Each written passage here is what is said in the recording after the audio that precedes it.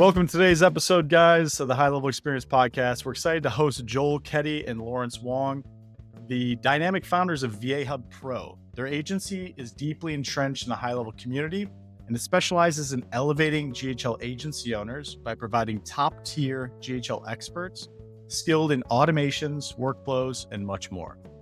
Driven by their firsthand challenges and enriched by their active involvement in the high level community, they've crafted VA Hub Pro to embody the ethos of partnership and trust, proudly operating under the motto, working with you, not for you. So join us as we dive into the transformative contributions of the community and learn how they're revolutionizing support for high level agencies. So welcome, guys. Welcome, Lawrence and Joel. Glad to have you here. Hey, excited to be Hey here. guys, Glad to be here, guys. great to have you on. Awesome. So let's kick it off. Yeah, let's kick it off. So, guys, my experience with VAs has always been a bit tricky. What do you find the most challenging when you're trying to find a good VA? I think the most challenging aspect of finding a VA is figuring out if they actually can do what they say they'll do. So that's one of the things. The second most challenging part is wondering if they actually show up for work. We encounter that all the time. And that's actually one of the reasons why we started VA Hub Pro, because of our experiences with working with different virtual assistants. We hear this from a lot of clients. They get a VA who says they know how to do everything, and then they don't actually know. And then they're wondering if the VA is going to show up for work. And they end up having to micromanage the VA all the time. So those are the biggest challenges that I see. How about yourself, Joel? Yeah, I think it's the same. A lot of people in the community look to Facebook for VAs. There's job groups and stuff for high level, and in my opinion, probably one of the worst places to find somebody to work with. They all act to be GHL experts, but when you really get into it, I've been using the platform for nearly 5 years, so I can tell pretty quickly if somebody actually knows what they're talking, and oftentimes they don't. Hey, Lauren. So to touch on what you were saying, man, I have a question for you because like my experience with VAs is very similar to that. And my curiosity has always been piqued by the difference in culture. And so this is just, maybe this is just me being trying to figure out a solution to a problem that I have no idea like what the solution is. And so my initial reaction was people that are getting jobs in America from overseas that are working remote have a higher tendency to tell you what you want to hear to get the job, whether it's they believe that's the culture or like the status quo of, oh, I could do this, I could do this, I could do this. And then even if they can't deliver, they're going to try as hard as they can. And then B, they need the money, right? Like they're like, give me the fucking job. Like I need this job. Don't worry, I'll deliver. And if they can't, then they'll go find another job. But that's like my initial reaction when I've experienced that specific situation was, why are they telling me they can do this when they can't? And so those were like kind of like the outcomes in my head were those. Mhm. What do you think? I think there's some VAs that do that. There's some VAs who I'm not going to say they have malicious intent or No, I agree. um, Yeah. I just think that there's some who really want to work, and some don't expect to do all the work that you have provided in your job description. And they're just going Right. to say, "Oh, we can do it. I've done it." Or for me, I still wonder why some of them do that. I think they just want to get paid. I think they just want to show that they Right. just want a chance to prove themselves. And there's so much competition in the space for what they Mhm. do, that they just want an opportunity to stand out. And that's something we actually do give people a chance. I believe in giving people many chances, actually. I give people a chance to show what they can do. That's what we do on the back end to vet VAs. So I do a lot of that where I speak with them. It's not just about their technical skill, but it's about how accountable they are. It's Right. about their past work performance. What have they done in the past? How have they treated other clients? I'm not going to say that's going to predict what they're going to do in the future, but the most important part of for us is helping them come into our organization and showing them the culture that we work in, the culture that we have built up, and how we work with the clients. What we tell everyone who works with us is that they're not working for us, they're not working for our clients, they're working with us. And everyone coming in, they understand that their number one priority is to help the client scale. If we can help the client scale, that means we have a client for the long term. That means they're going to have a secure position and they don't have to worry. So, Right. number one goal, help the client. If they don't know something, they're empowered to ask us and we will help them. So they're not afraid to ask questions. They're not afraid if they don't know something because anything in GHL, it can be taught. Anyone can learn anything Yeah. in GHL very quickly. So that's what our team does in the back end. We help our VAs, we nurture them, we help them grow, we help them understand how to work and communicate with our clients. And the most important thing is we find the right fit. Yeah. I always feel like I give too many chances as a manager, but I like that mentality. That's like, you got to give somebody a chance, even if they overreach or go to a position that maybe they're not entirely used to and they're trying to learn. It's the initiative and the drive that matters. And sometimes that's how you get the best work. That's how you get the Right. most loyal partners in your business is if you give Yeah. them a We all got to chance. start somewhere, right? Exactly. Yeah. Hey, what do you say is the better way when, if you've never had a VA before, you say it's better to figure out the whole process, come up with all the SOPs to the very detail and then hire a VA, or just wing it and figure it out? Because I feel like from my experience, the way I did it before, I knew I needed help. I didn't have any resources ready, but I knew all the things that I'm doing that I wanted to delegate. And so I just hired a VA, paid them, and then they started working. And then I found that it's like, I feel like there's just more work, even more than before, because now I have to spend more time with them and then train them up and then create these stuff. And it's difficult. It's not an easy start with VAs. What would be like the ideal recommendation, would you say? And that's either you or Joel to answer. Yeah, I can answer that one. I've personally been working with VAs for about 4 years now. Like I had my very first VA back in my marketing agency I think we hired our first VA in 2019 and we didn't have anything in place. It was a big learning game for us and we didn't have any SOPs. We had one like account manager who oversaw some of the back end business stuff. And we didn't just go hire a VA from an online website or we're in a Facebook group. We actually ended up going through a service that placed a VA in the agency. So they came with SOPs. They were pre-trained on stuff. It was supposed to be for appointment setting. And we ultimately actually ended up shifting her into a entirely different role because at the time we were rocking it with Facebook ads and our agency was scaling like crazy and we didn't really need more appointments, but we needed help on the back end with the technical side of things. So I think it was really handy to have somebody who came in with SOPs, who already kind of knew what they were doing. And just flying by the seat of your pants, I think a lot of agency owners do that. And that's one of the advantages, I think, to working with somebody like us is that we've been through everything in that realm. And so we can help guide agencies to create those SOPs. We can have the VAs help them figure that stuff out, right? Creating frameworks, creating structures in their agency so that they don't have to worry about that. It could go one of two ways. I think we have some agencies that we work with who have SOPs and everything in place, but I would say most of them don't. And that's probably one area that's a good place to start with a VA is figuring out, like understanding how their business works, what are their processes with their clients, and then starting to document that before even really diving into the major tasks. And if they have snapshots and websites and that kind of stuff they need built, is starting with the frameworks, starting with the SOPs. So that's where we would guide clients to. If they come in and they say, hey, we have nothing in place, we're not really sure where to start. That's where I would go. I would say, document some of your processes. One of my favorite ways of doing it as well, and how I've taught my VAs in the past, is recording a loom. Like you need a task done, record a loom of yourself doing, and then your VA can turn that into an SOP.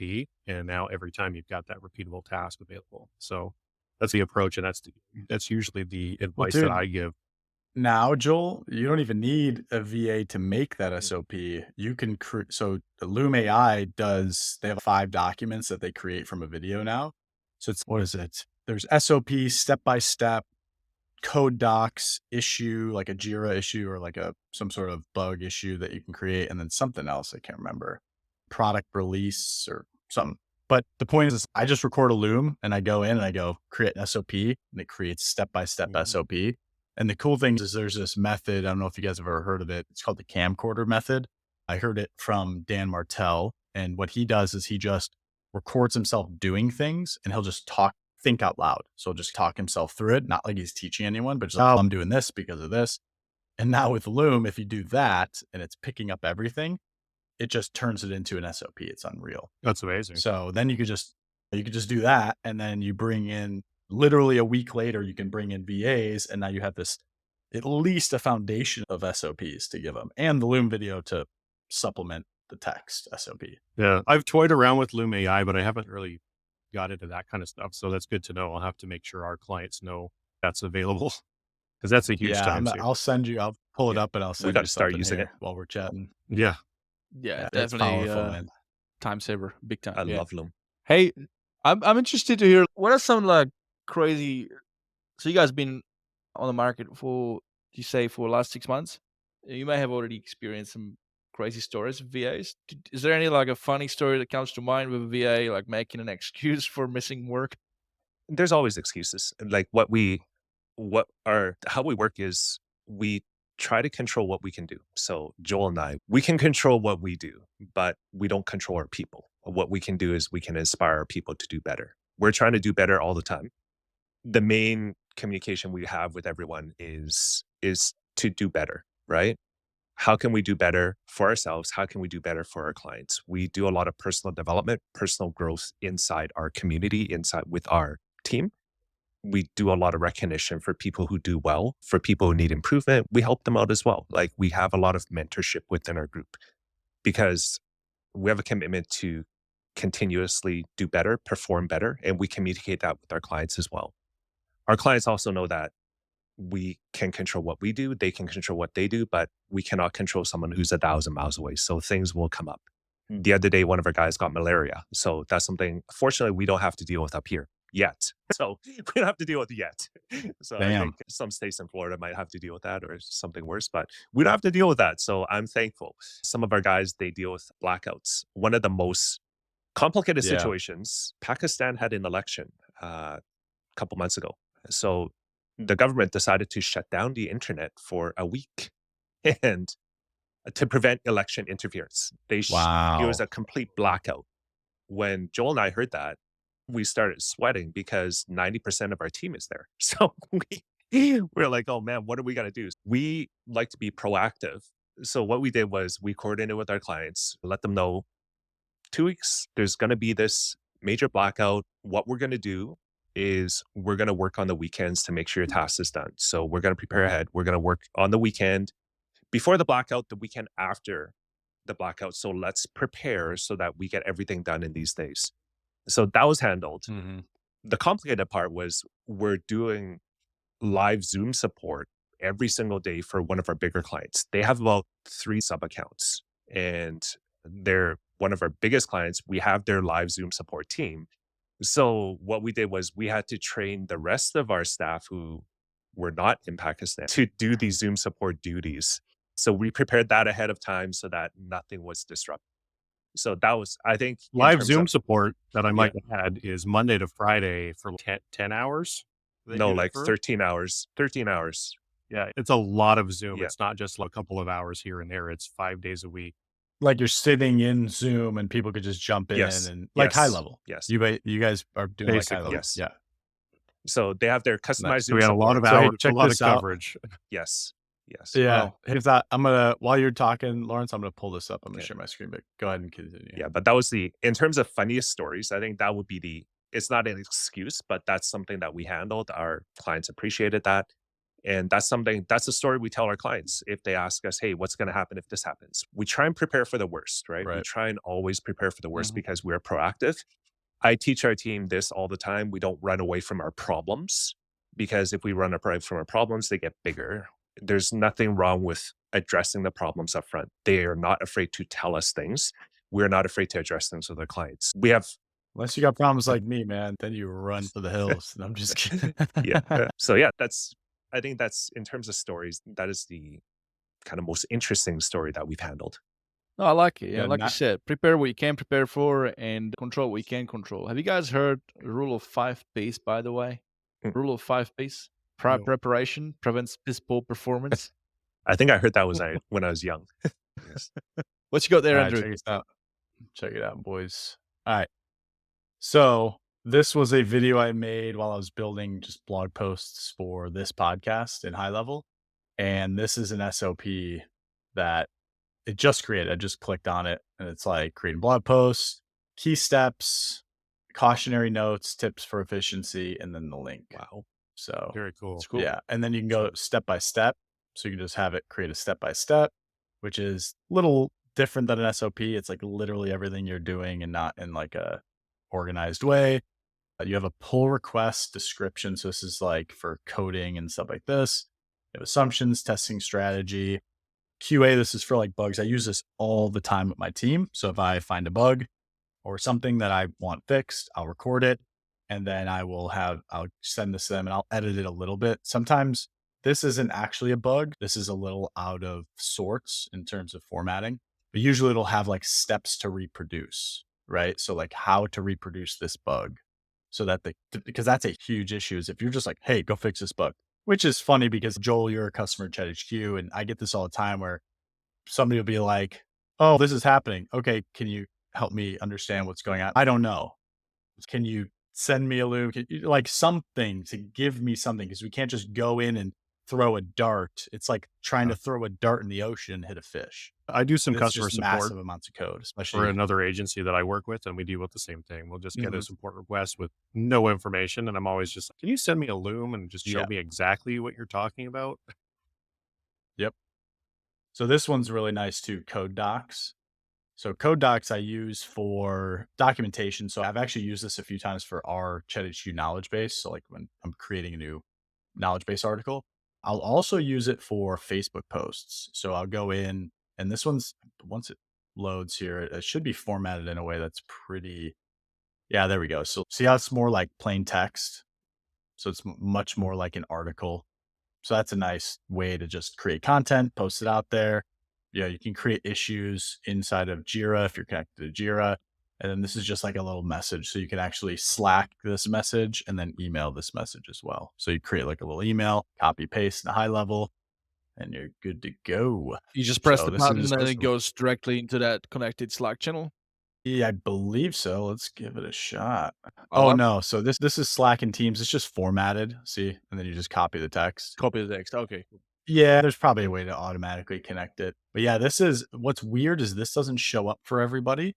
I've had people go into my account and not see this little Loom AI box. They'll get the AI title, they'll get the AI summary in the chapters, but they will not get this little box, which throws everything off. Because if I want somebody else to do this instead of me and take it off my plate, they won't have the same capability of creating this, which is the cherry, right? It's like that everything you're doing here is just amplified by being able to automatically create a document from it. That might be the case of my account because Sure, you I might. started recently and I couldn't find it. So might have to do a screen share with you and Mm. Drew after this. And well, let's go back to regular podcast Dude, here. I've not figured it out.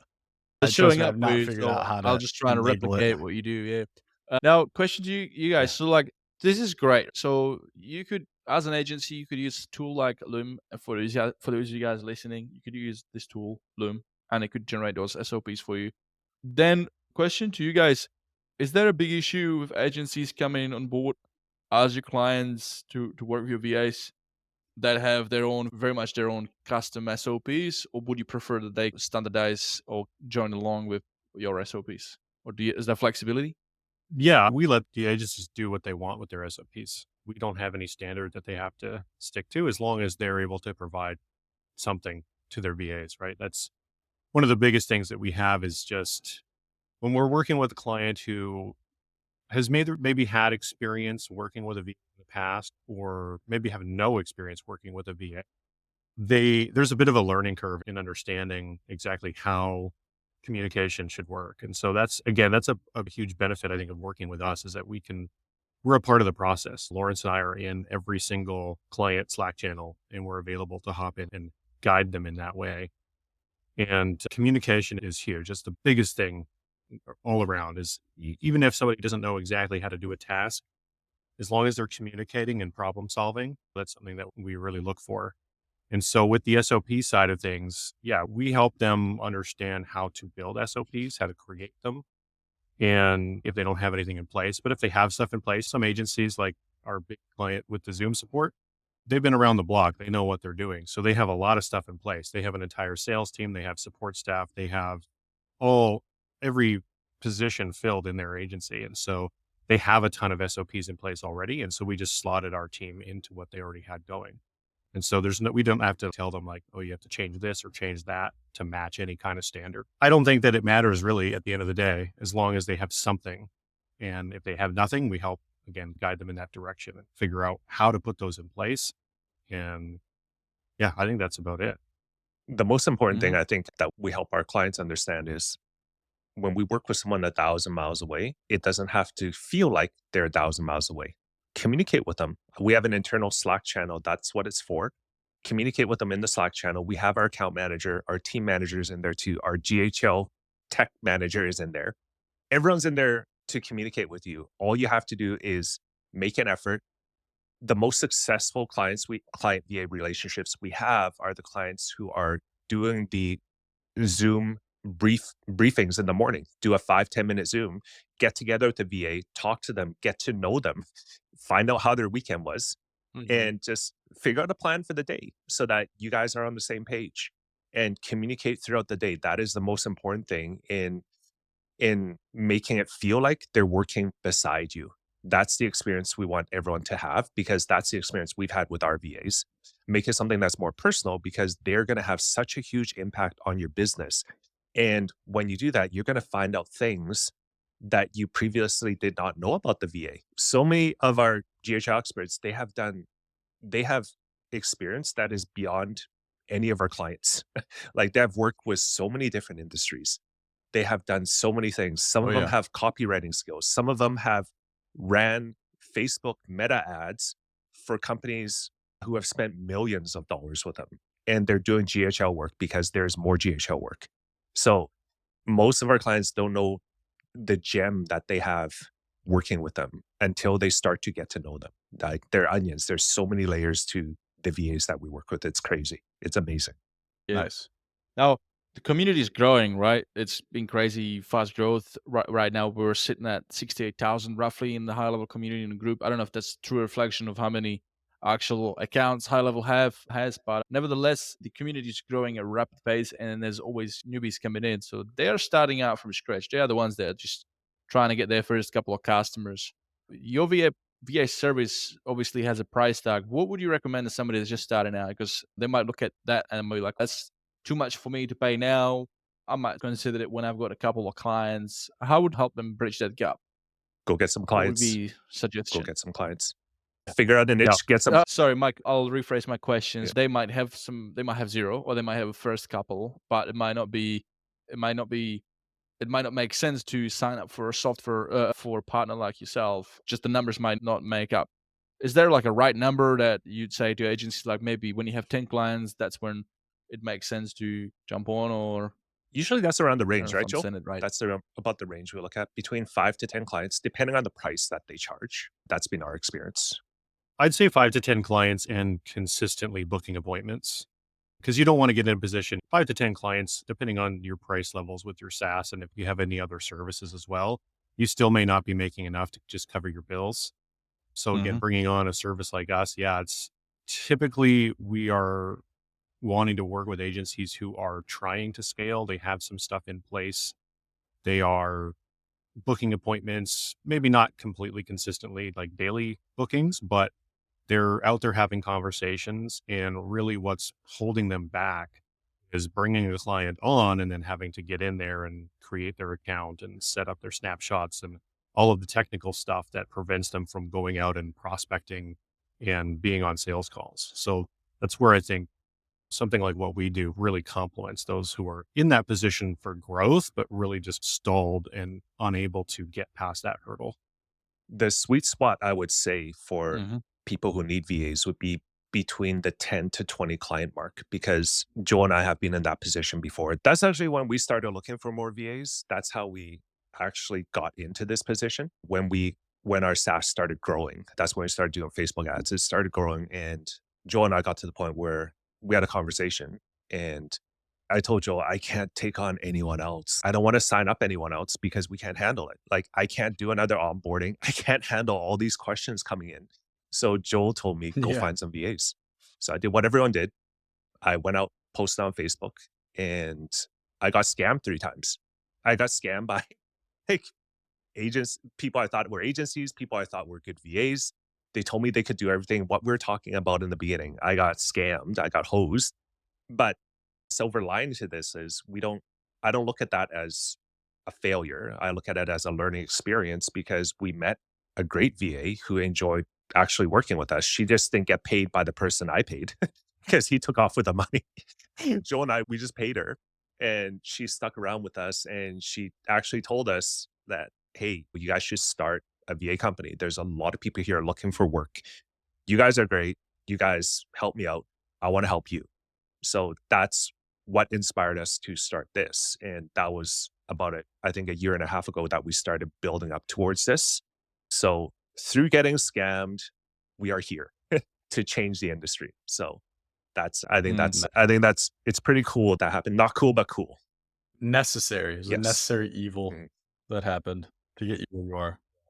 We didn't go out planning to create a VA agency. Like Lawrence and I have known each other for a number of years now. And he was actually, at one point, I was running a white label lead generation agency, and Lawrence was a client of mine who brought me some clients for me to run Facebook ads. And so we've known each other for a number of years in the marketing space. We've worked together in that capacity. And then one day we just decided to start a SaaS together.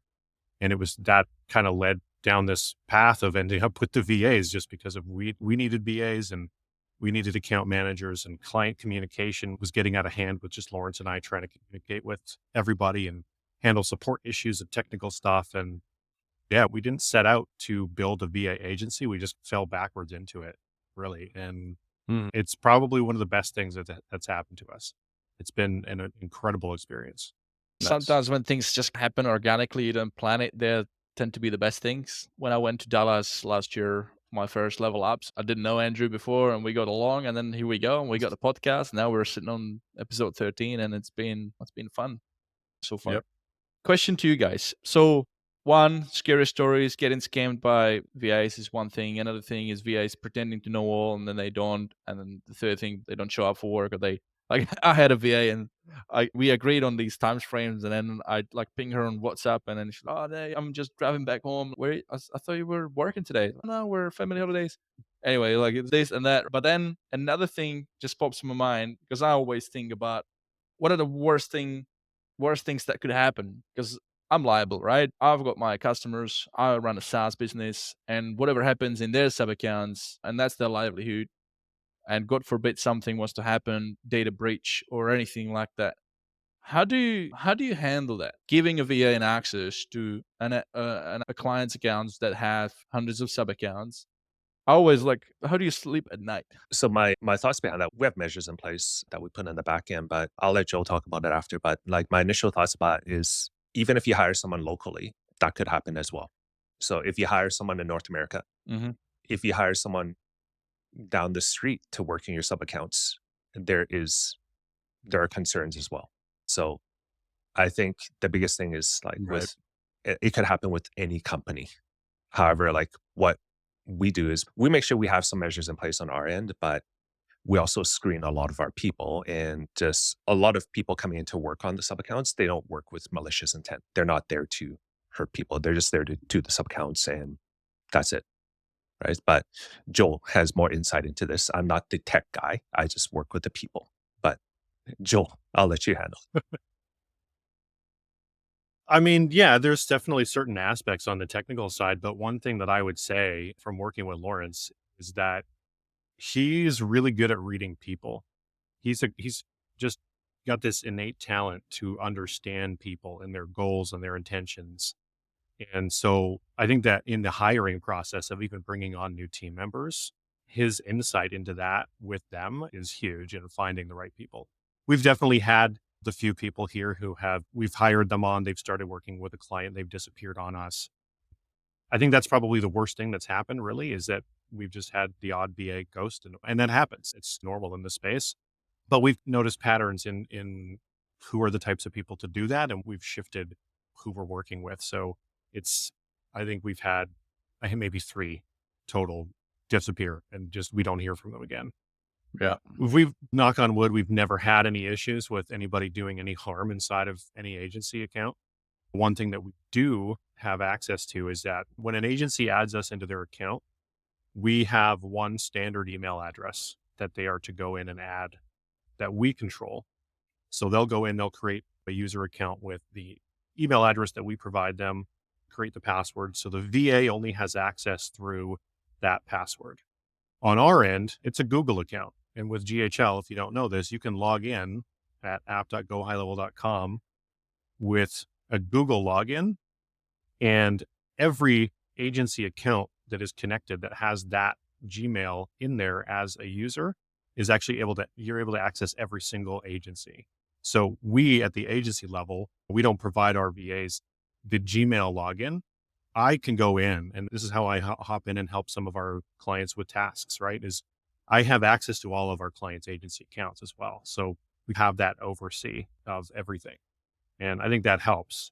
The other thing that I think really helps too is just, again, once we have people on our team, is the culture within our team that we provide. We've had people leave and we're sad to go, even though they got a better position, they were making more money somewhere else. But we've literally had them say that they're going to miss us because they love the culture of working with our team. And I think that having that teammate culture, that camaraderie among everybody just really helps that we just attract the right people because of that. Right. And I think it comes down with preparation, like the 5 Ps, what you talked about earlier. I always try to plan ahead. And if there ever a chance a client would be unhappy with certain performance, or if there's any discrepancies, either I see it or our account managers see it before our client even knows about it, or before the client even mentions it. We're already thinking it, because I always put myself in the client's shoes. We always try to anticipate what's happening. I'm trying to figure out what's going to happen a month down the road, or even 3 or 6 months down the road, not just right now, in all the different relationships that we're building with our clients, also with our VAs. So I think preparation, as long as we can prepare for what's going to happen, if it's good or if it's something that needs improvement, then we can address those issues before they even happen. So that's what I strive to do, so that the client doesn't have to worry about these things. It's just worrying about if the client, Right. if the VA has a birthday party or if they're traveling. We anticipate all that. We communicate with our VAs all the time about that, so that there are no surprises, or there's minimal surprises. If there's blackouts, we can't help that, but Yeah, makes communication is the sense. key, and relationship. Mm-hmm. Yeah, big time. So, guys, for those of you guys listening, let's just sum it up a little bit. We've talked about a bunch of stuff, but making sure that you're hiring a good VA involves a good vetting process, preparing them, training them up, making sure they're the right people. And then when it comes to securing your underlying clients' accounts, you were saying a couple of really technical things there I want to come back to. But one being, we're going back to vetting your VAs. But can you elaborate on that Google login again, Joel? I didn't pick that up fully. So what you're saying is, if you're using the OAuth for the workspace Gmail user account, then they could essentially log into any agency, or Yeah. what was So that? if you create a user in a GHL agency, and it's either a Gmail, like a free Gmail account, or a Google Workspace, as long as it's a Google based account. If that Google account is in multiple agency accounts, you can use Google login. If you go to the Go High Level login page, there's the option to log in through Google. So And you use Google login login, through Google. Okay. and you're in multiple accounts. It'll Yeah. actually pull up Instead of your white list. label. Yeah. You do it through app.gohighlevel.com, and it'll pull up a list of all the agencies that account is tied to. So I can personally hop in and out of different agency accounts that our VAs have access to. The VAs don't have access to the Google login. So that's where the security comes in. They just log in through the white label side, and they don't have our Google login. So they wouldn't be able to do that access. But we on the back end, our management team, including myself, can log in through Google, so we can jump in to any agency account as needed. So if we see a problem with a VA coming, we would be able to hop in there even before the client. And if we needed to go in and change a password or something like that to make sure that VA wouldn't have access anymore. Now, again, we haven't had to do that. We haven't had any issues in that regard, but we do have that access to mitigate any potential harm if we see something coming down the road. And Yeah, I this, think that's really important is making sure you put the pieces in place to control the situation. Because if you're doing business with somebody 1,000 miles away, you can trust them all you want, but if they do something and you don't have the control to take away access to something, like I've had VAs creating documents upon documents, but they're the owners. Right. So I'd have to go in and spend 20, 30 minutes like making copies of them just because of that. And you don't always want to, you can pay for a Google Workspace login. And like you said, did you say like only one login, right? You pay for one login or you use like a guest log or what's that called? A group login.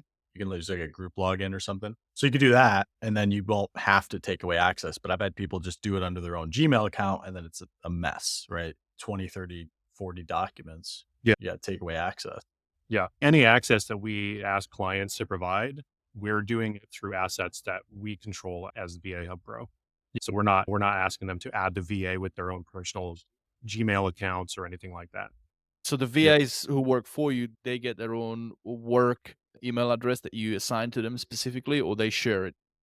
We have one email address that we use for all agencies to add to us to their Yeah. agency. And that's what gives us the management level access to every account.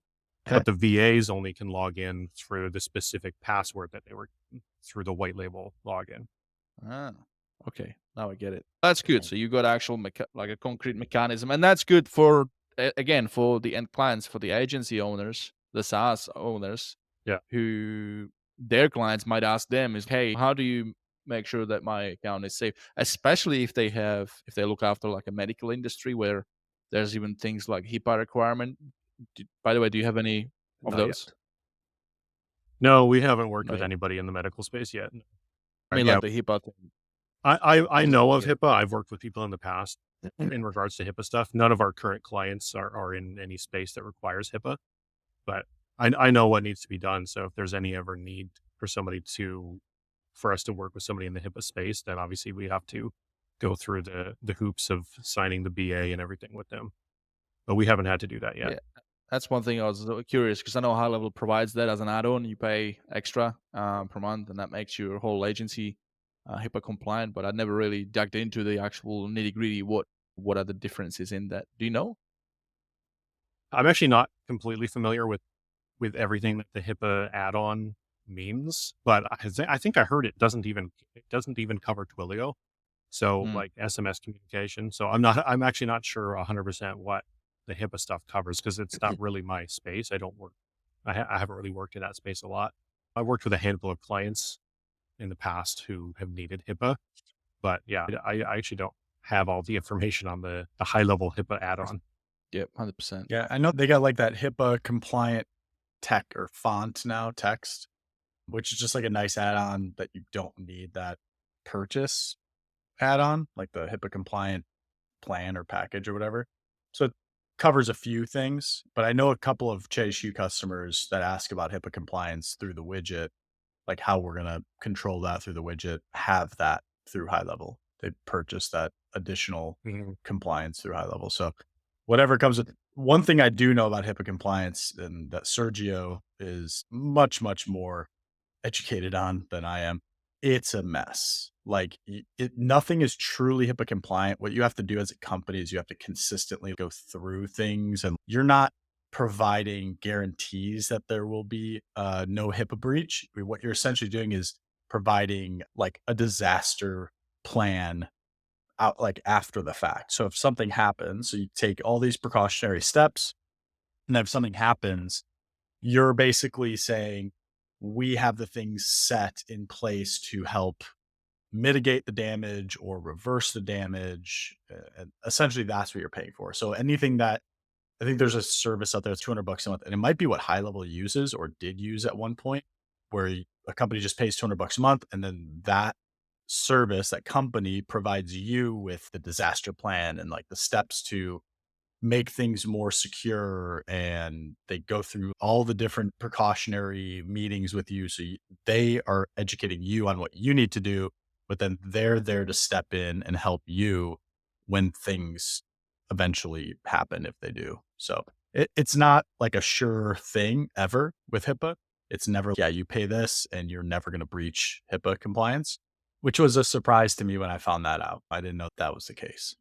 And again, that's a very uneducated explanation of all of that.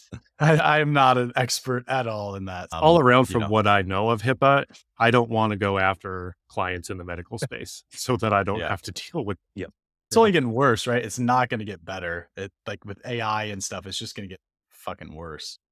Yeah. I mean, I always like to think about all the angles, that they.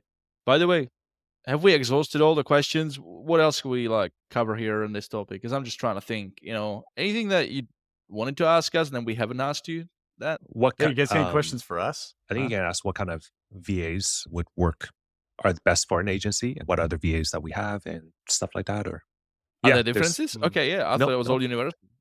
Hey guys, so the follow-up question regarding VAs, because I'm just trying to think in the heads of our listeners what they may be asking, what they may want to hear, is are there like types of VAs and different roles and what they can do for high-level That's a great agencies? question. Thank you for asking.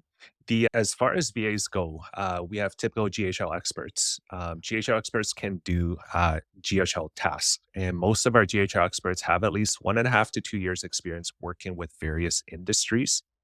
The thing that I see all the time is someone asking for a GHL expert, but the GHL expert must be able to do copywriting, do Facebook ads, meta ads, do Google ads. They must know SEO. They must know this. They must know that.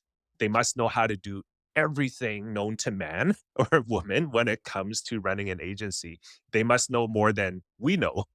And when I look at those things, I'm just shocked. And I just send those posts to Joel and we just have a chuckle. But a lot of these times, I think people just need to be educated, or they just need to know that one single person cannot do all of that. And to top it off, they must have perfect English. So they are looking for a unicorn, a virtual unicorn.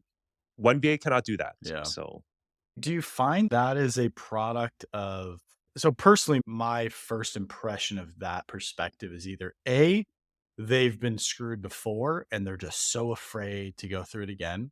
Hey, thumbs up. Or B, they just don't know what the fuck they're doing. And they're like we all live in this world where we came from something, right? Like I came from doing WordPress, websites, SEO, God, 15 years ago. I got into Dan Henry's discount funnel, Facebook ads, like Google ads, all this stuff. So that was like my journey, right? When I was 21, 22, I didn't know what the fuck I was doing. Like I was just building websites and being like, yeah, give me money. I'll pay it, get you on Google, all that stuff. But I feel like these people don't understand the complexity of hiring somebody and going, go do this and do it perfect and do everything I tell you and don't fuck up. And it's would you hold yourself to that standard?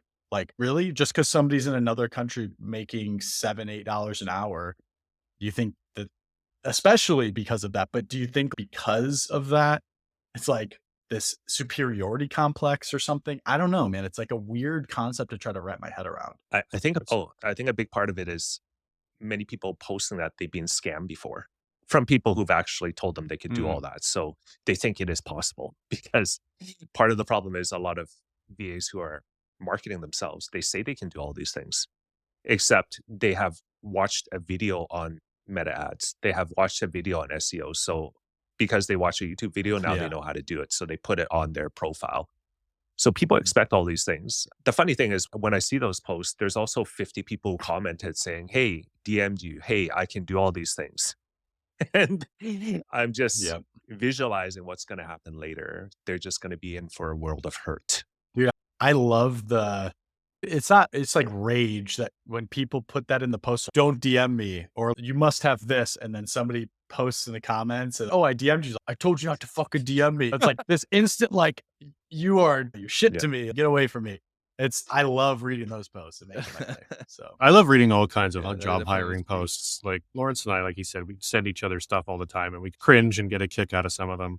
But what I was gonna touch on is like my background is very varied. Like my first foray really into the online space is back in like 2013. I've been an entrepreneur a good chunk of my life, and I looked for different types of businesses.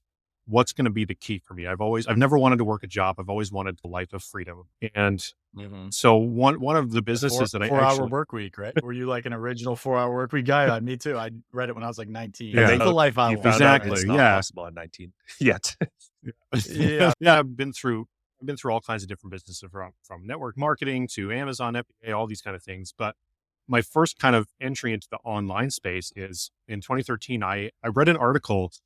I was on the bus on my way to work, and I read an article in the paper about this person who picked up a camera and started a photography business. And I was like, that sounds interesting. Maybe that's something I could do. So I went out and I got a camera and I started a photography business. And I knew nothing about business. I knew nothing about photography. I actually think I became a fairly talented photographer, but the business side sucked. I failed to get the business going because I didn't know what I was doing. I didn't know how to market myself. I didn't know any of that. But I learned a lot of stuff along the way. And that's where I got into building a WordPress site because I needed a website. So I learned how to do WordPress. I ended up shifting to Squarespace at one. So I learned how to use and build with Squarespace. I learned a little bit of custom CSS. I actually did some Facebook ads back then and did lead generation, but I was terrible at sales. So I couldn't close the people. So I have all these varied experiences and through all these different businesses, and all of that to say, I have experience with SEO and WordPress and all of these different things. But I look at these job posts where they expect everything, and I wouldn't want to do that job. Yeah. Even though I have experience in all those Right. areas. Like it's overkill to me. It really is. And I by the agree. nature of it, there would never be a case that you'd be able to do any of it properly, right? You can't be a Right. jack of all trades. You can't never be good at everything. Yeah. You have a little bit of experience in all these areas, but you're not going to be an expert, especially you're not going to deliver the quality of work that somebody would expect, especially if those are their expectations.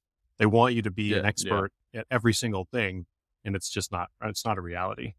It's not even like in Yep. your brain capacity. I find oftentimes when I'm switching tasks, like I want to be focusing on one thing and then not touch it for a week because I've been doing an entirely different thing. When I come back to that first thing I was doing, I just feel a bit foggy before you come back to it, before you like zone in, getting back into full focus. It's just not humanly possible to be able to switch tasks like that. This be, perfect advice again for those of you guys listening. That if you are looking for a VA, just look for a specific skill that, and then build. Would it be right saying it's better to have a team of VAs with varied skills, and that together that forms that team? Absolutely. Lauren? But also with the core of GHL experts, if someone is looking for a technical expert, if you would like them to learn something else, they love to learn, especially if it's technical. They eat GHL for breakfast. So if you want anything, if you want them to learn anything, like right now, our entire team is learning Closebot. Closebot is one of the new chatbots. It's like Zappy Chat or Capri, but our entire team is learning it. And a qualified GHL expert, they can learn that pretty quickly because they just eat it up. It makes sense to them. To me, none of that stuff makes sense. I don't do GHL. I talk to people. I hate touching GHL. I don't want to learn it. But all of our experts, they love it. Like they absolutely love it. So whatever someone needs, as long as you give them time and give them the proper direction, you can work with them to learn a skill. It's not hard, but you just have to have the patience. As long as you have the proper expectations, you allow them to Think- learn, you allow them to ask questions, allow them to fail so that they can improve. I think it's time for your VAs to start learning Chat HQ, Oh, boys. Absolutely. Okay. We're just going to drop them right in. No, if you guys want, man, I can run a little class for them too. Get everyone on a Zoom or something. That would Let 'em be ask me awesome. questions, things like that. Yeah. Yeah. Yeah. I don't know how many agencies you have using Chat HQ, but I know there's a ton of them out there, and I've used it before, and we've had a couple clients that have had Chat HQ and had some tasks around it, and I've guided the VA there because I know Chat HQ. But yeah, I think that would be fantastic to actually get a little hands-on training. Yeah, we got a white label. I built a little white label knowledge base for all of our white label agencies. So anyone that has like the builder in their high level where the customer can build their own widgets. So we have a walkthrough, right? Knowledge base. But yeah, I think we're definitely over 1,100 agencies. But like I said, I think about 70% of them are free accounts. So we're roughly around 50 paid accounts right now. Something like that, 250, 300 paid accounts, and then the rest are free accounts. Or somebody like me who has multiple free accounts. Yeah, there you go. We got I actually don't even use them. 1,990 or 1,009 because Joel has 3. They love churning. So So yeah. you think Cool. for those that are running at high level, running their agency, want to launch their SaaS, looking for VAs, what's the best way to get started with VA Hub Pro? And then B, potential VAs listening to this, what's the best way to apply? You can check out our website, vahubpro.com. Get in touch with Joel or myself on Facebook as well. Like, we're always there. You can search up our names, but vahubpro.com, you can go on there. All our information is on there. Our company is on Facebook. We're on Instagram. We're also on LinkedIn. So you can find us anywhere. If you're a VA, you want to get a hold of us, get a hold of us through vahubpro.com as well. Before we end, Joel and I have a secret weapon for all agency owners. A lot of people think that the GHL expert is the number one VA that can help grow an agency. We actually discovered something that is not the case. Okay, so the GHL expert is essential in helping someone scale a bit, but the most important VA that will help a company scale even further is something called an account manager. So an account manager will change your business. An account manager will help you prevent churn. An account manager will help you speak with your clients and coordinate and communicate with your clients so that you don't have to. An account manager changed our business. That is the secret weapon. Most people don't know about this. So the problem I see with most business owners is they focus so much on just the build outs. They focus on getting the clients, but the communication after the fact is not there. They expect people to just use their SaaS. They expect people to just come in and use everything. Never happens. That never happens. Yep. That's why they need those chatbots, but people don't know how to use that. People don't know what to do after the onboarding. So it's great we have all this, but if there's no aftercare service, then there will be churn and they will not have a business in 3 to 6 months when everyone starts to cancel. So the account manager, there's different terms for them. Account manager is the general term. Some of them are called client success managers. I consider that kind of account manager as well. Need someone to communicate with their clients. When there's someone there to communicate with the clients, then that is the magic. That is what will keep clients engaged. That will let clients know that you're there for them. So the account manager will help you improve your customer service overall. So that is the secret weapon. And I think Joel agrees as well. Oh, absolutely. Yeah. That was our first hire when we mentioned about scaling our SaaS and not wanting to bring on any more clients. Our first VA hire was an account manager to help communicate with everybody, to just be that bridge between the client and the fulfillment. And same thing with VA Hub Pro. We have an account manager ourselves who communicates with our clients on a daily basis.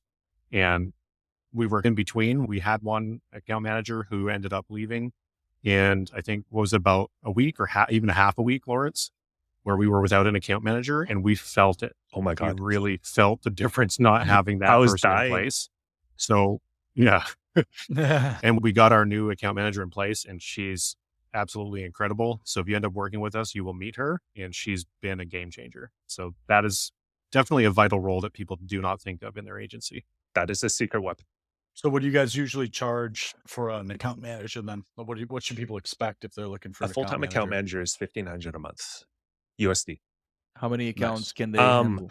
I would say about 20 to 30, depending on the work. Yes. Like the needs Yes. of Again, with a company that has about 2,000 to 3,000 accounts, sub-accounts, we do have a client account manager working with them, but there are multiple account managers and they're handling different issues. So they have tiered systems of support too. So it just depends on how your agency is organized. But if you have anywhere from 20 to 30 sub-accounts, you need an account manager. Like, get an account manager. It'll change your life. Before we had an account manager, like I was talking to everybody and it's draining because Yep. I like to sell. I like to go close. But then after that, I still enjoy dealing and interacting with clients. Like I love getting progress and updates, but I physically cannot speak with them every day and keep them updated on how their projects are going because then I would have absolutely no Mhm. time to do anything else. Yeah, you really need somebody that's going to be holding those clients accountable and keep the finger on the pulse to make sure that they're tracking in the right direction. And yeah, it makes a lot of sense, Mhm. 100%.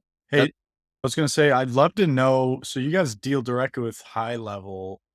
I'd love to know how an account manager could work inside of Chat HQ. So it's a SaaS. We're not a high level SaaS. We're our own product and everything. And we're not just a high level plugin, we're an entire software application. So I'd love to know. We do use high level to manage the entire company, communications and things like that. But well, maybe we should have a conversation after this, not directly after this, but like maybe next week or something and talk about where there may be an opportunity for that like overlap from what they're used to in GHL and bringing them over to just like standard SaaS, which may even open the door for you guys to expand outside the high level community because then you guys can train custom employees for SaaS startups, right? Because there's thousands and thousands of SaaS startups out there that Mhm. just need help.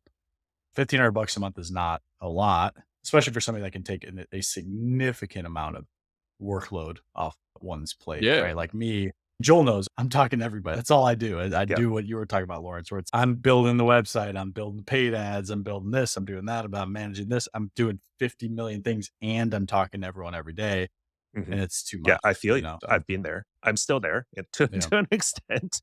Not yeah, gonna be out of there for a period of time. I told Joel I'm working my butt off on this mhm, till we hit a certain point, but even after that, I'm still gonna be working my butt off because I see there's a huge opportunity for all of us in the high level space right now. And when there's opportunity, we got to seize it. And Joel and I were presented with this opportunity with yep, VA Hub Pro. And if we don't put our all into this, then why even do it? So we got to put our all into it. correct, But account managers, they're awesome. Like they are there to communicate with our clients on your behalf so that you don't have to. And a lot of times with the communication, clients want to find out more. So the best compliment from a client is when they need more yep, VAs and they come back to you. And they're like, "Oh, what can this do? Do we have room for this? And could I get an account manager or can I do this?" And our account manager is a direct reason why they're doing that because they've had such a good experience, not just dealing with us, but through the interactions with the account manager, working with our client and our team. So it's the magic, basically. yep, this is great. I've got a follow-up question on this because what I offer on my SaaS to my customers when they sign up, I do offer like just a general support ticket. They can submit technical questions that they got issues.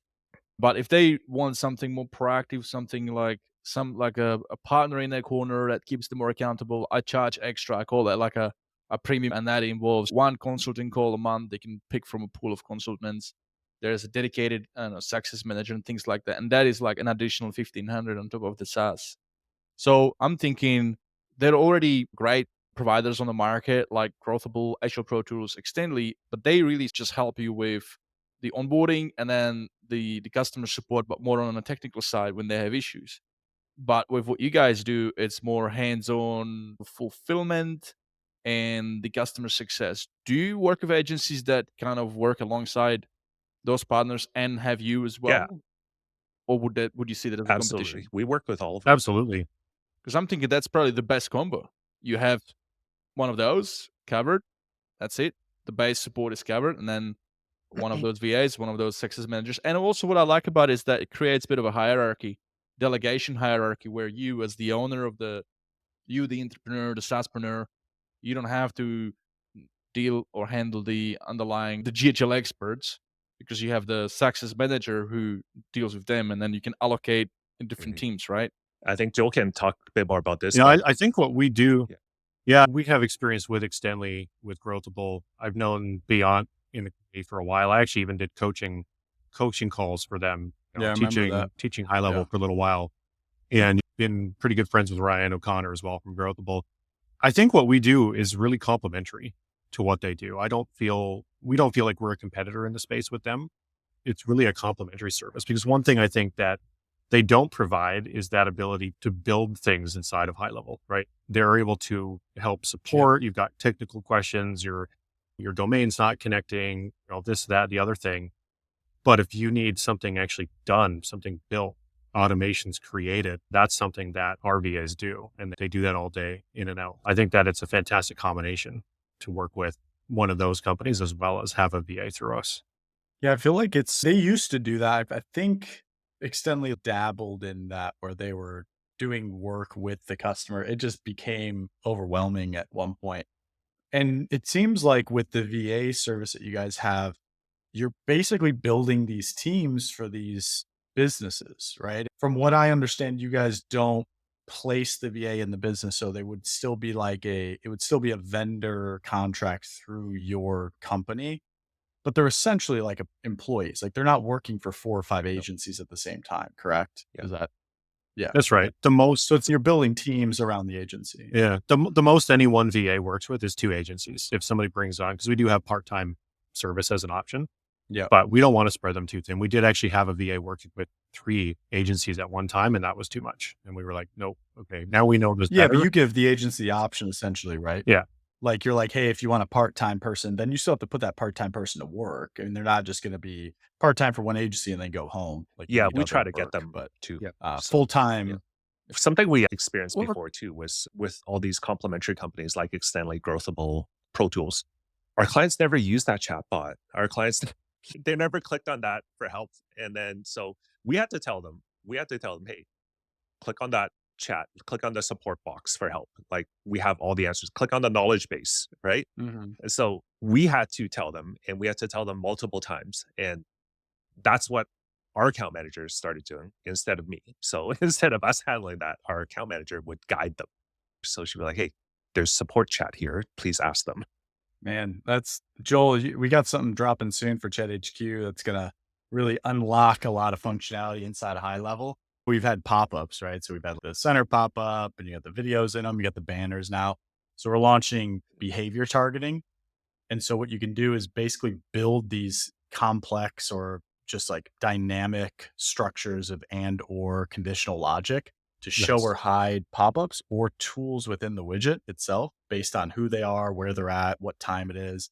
I mean, you could schedule things for Monday, Wednesday, Friday every week. So like Monday every single week at 10 a.m. or the first time they sign in, 30 seconds after they sign in, you could have a banner that goes, hey, don't forget if you need support, click here, click the thing. That's boom, instantly. It unlocks the ability to stop saying that Yeah. to customers every Thank you. single time. Thank you. That's So, awesome. yeah. You'll have to implement that for Yeah, sure. 100%. I mean, we covered that like one of the last episodes. We talked about it as well, like how important it is to have the user insights to know when your clients are logging in, even what features they interact with, so that you can continue to remarket to them, to re-educate them, or educate them to use the system even more, right? Because then that reduces churn, right? Mhm. The most important thing on the mind, reducing Now, churn, minimize churn, reduce stress.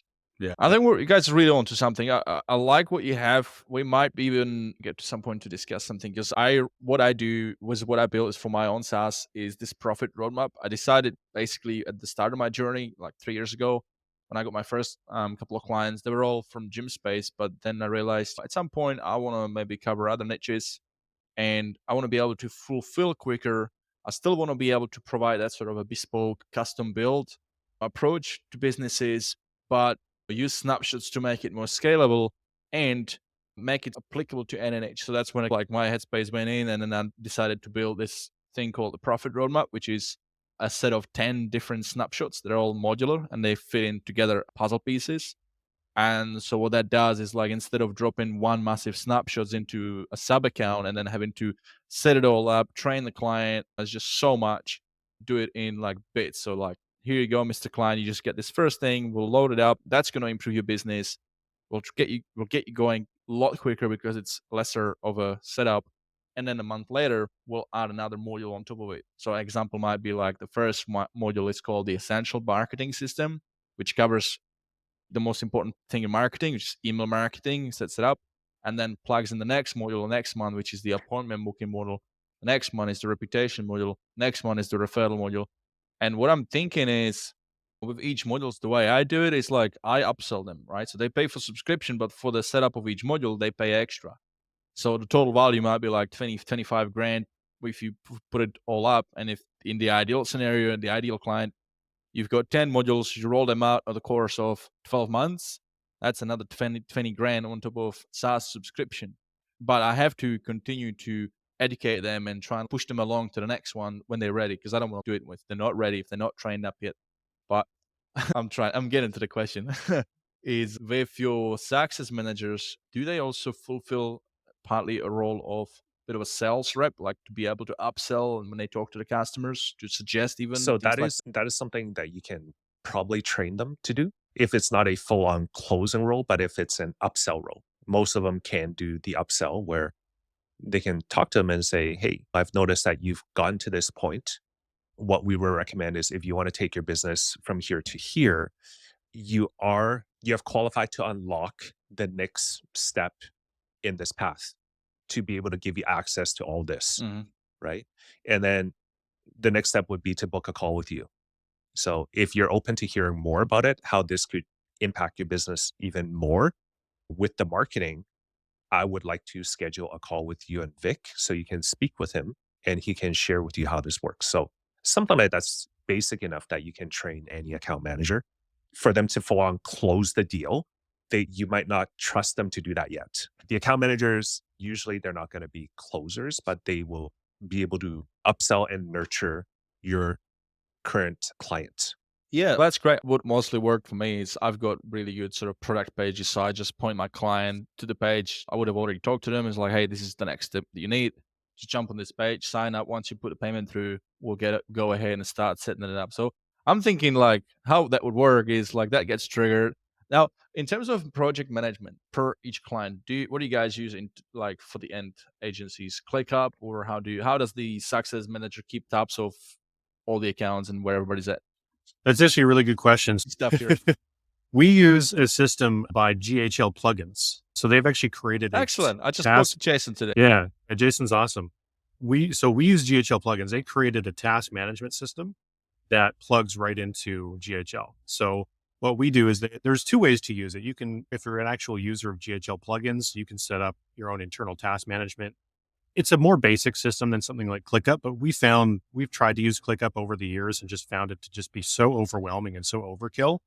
And so what Jason and his team have built is it's really basic.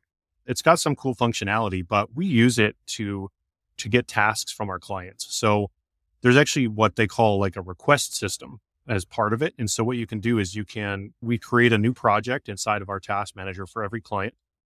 And so we get a custom link that we just install inside of their GHL. It just goes into a custom menu link.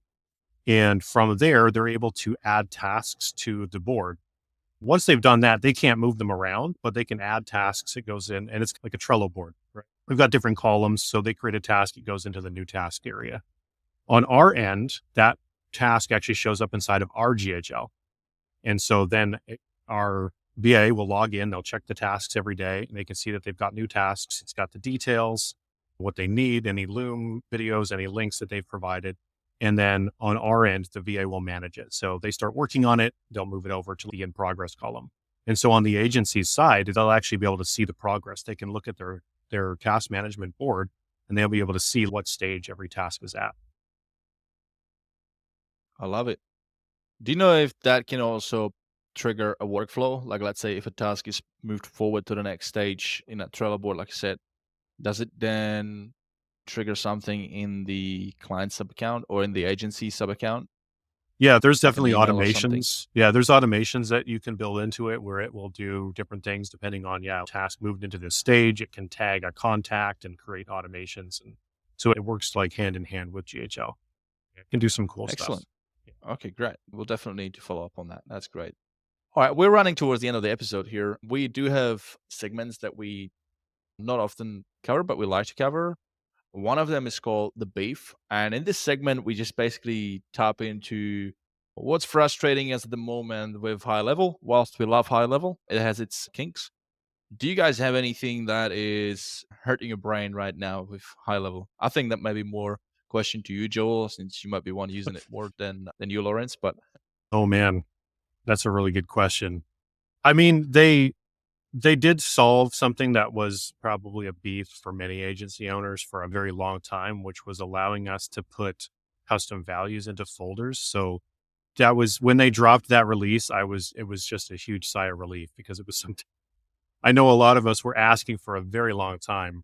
And obviously that's not a current beef anymore. Like my beef right now is they've introduced this new thing where you can create subfolders for your workflows. You already have folders for your workflow, which is nice, but now you can create subfolders, nested You have a folders. beef already with it? I do. You know why? Because it doesn't work. You saying it doesn't work? Yeah, so let me explain. So I have for all my snapshots, I've got the developer sub accounts, right, where I build stuff, and then that's what the snapshot's based off. Mm. So I just wanted to test it out on the essential one. I want to test it on that one. So what I did is I created a new folder, and then I moved all the other folders into that folder. So now it's all neat. And then I saved, I have refreshed the snapshot, so it's good. And then I loaded that snapshot into fresh new sub account. I went into workflows. I saw the main folder. I click into the folder, and then there was nothing in it. Actually, so that wasn't a fresh sub account. That was an existing sub account of a client. But yeah, basically, for some reason, the subfolders were no longer there. It broke. So then the workaround was that I just couldn't use it. Just go back to the default way it was before, and that worked. But it's a new feature, so I need to flag it to them. I actually have a beef Yep. too. Connecting Go Instagram ahead. accounts. Connecting Instagram. That is my biggest beef. Like it never works. It never works. It's Yes. my biggest it's beef. terrible. That's an Instagram thing though. That so actually no, it was a lot Yeah. better with Opus. I gotta respond. Like it's this That's my weird beef. yeah. Basic beef. Yeah. So yeah. it's Be from what I know, it's basically you need to connect the DM function between Instagram and Facebook first. And there's a thing that you need to do on the Facebook page settings separately, which is linking up, connecting the Instagram together with the Facebook page. And then there's a thing you also need to do on the Instagram side through the app where you allow DMs to be shared across. And only then you go and integrate with high level, and then it works. It's bloody complicated, but I do actually have steps for how to rectify that. If you want, I can send Awesome. it to you. Awesome. I actually have this ClickUp document if you're interested, and anybody else that might be listening, which is called High Level Account Setup Guide. So it's a guide that I created. It's a robust ClickUp document that covers end to end how you set up a high level account from beginning to end. Has all the tutorials, everything in there. If you guys are interested, just connect with me and I'll give you free access to it. Nice. And Lawrence, you just let me know what your email is that you use with ClickUp already, and I'll do that same. If you want to drop it in the chat, For you can sure. do that. Looks like No. Joel's not coming back, but I think we've covered everything we wanted to cover in terms of asking you guys about the world of VAs. There's always Mhm. more questions, but that does it as far as time I have one goes. more thing to share before we go. And What's The biggest difference between, I think, what we do and how other VA companies work, first of all, we're not a pod, so we don't have random VAs working with our clients. They have a dedicated VA, but the most important part of working with us is they get access to someone like Joel. So Joel is in the mix with all our clients. Joel has been working with GHL since the beginning. He can build pretty much anything on GHL. He's in the mix with everyone like you guys and all the other companies working directly with Go High Level as well. Mhm. So he's actually in the sub accounts with our GHL management team, working directly with our clients. So they're in there working on your projects alongside. So when someone works with one of our GHL experts, they're not just working with that one person, they're working with our team. And we have some crazy people on our team. We have someone who built Extendly's knowledge base. They're on our team. We have other people who are very knowledgeable, who have worked with multiple industries, multiple niches. We have someone who also built out Tom Ferry's funnel, and he's working with us. So there's just there's so much talent that we have that are working with us. There's nothing that we cannot build. You're not just working with one person, you're working with our team. And that is the biggest compliment and comment we get from our clients, is how they have access to so much knowledge that they feel they can build anything with us. that's awesome. That's important to know that, because you want to know that you're in the safe hands and you're working with the right team and the right professionals. So Thanks a lot. kudos to you guys. Thanks for having us. Yeah, Man, well, thanks for being on there. 100%. Is that a wrap up? Are we doing a wrap up? Andrew, do you have anything else to add before we wrap it up? No, I don't know. General stuff, like it's important to have VAs and stuff. I don't know. It really, I could just go on about that. That's super important. I told you before the call, I was in that outsource school or whatever.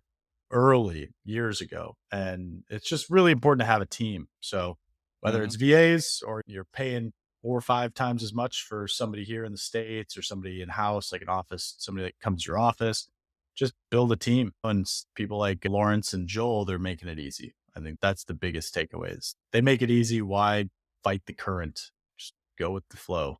Yeah. 100%. So So, hey, Lawrence, Joel, thank you guys for coming along, sharing your wisdom and sharing the insights into how you going about launching your business, VA Hub Pro. It's been very insightful. Thank you guys for listening as well to today's episode on the high level experience. If you've enjoyed today's episode, then please share it with your fellow agency mates and other high levelers that you think would also benefit from listening. For show notes, links, extra tips to help you grow your agency or your SaaS of high level, please go to highlevelexperience.com. Thank you and have a great rest of your day. Oh, and by the way, if you have a story that you'd like to share, inspiring story of a client that you helped, you can now submit it and we will feature it on the next episode. All the info is on our website, highlevelexperience.com. If you're interested to be our next guest, you can also see if you qualify on the same website. And lastly, we are offering some advertising spots on this podcast, which will be especially suitable to vendors such as yourself, Lawrence, but anybody else that's helping the community and is interested to expand their reach and promote their offers. We do have advertising spots available, and you can find out more about that as well on our website, highlevelexperience.com. cool. Thank you, Lawrence. Thank you, Joel. Appreciate you guys.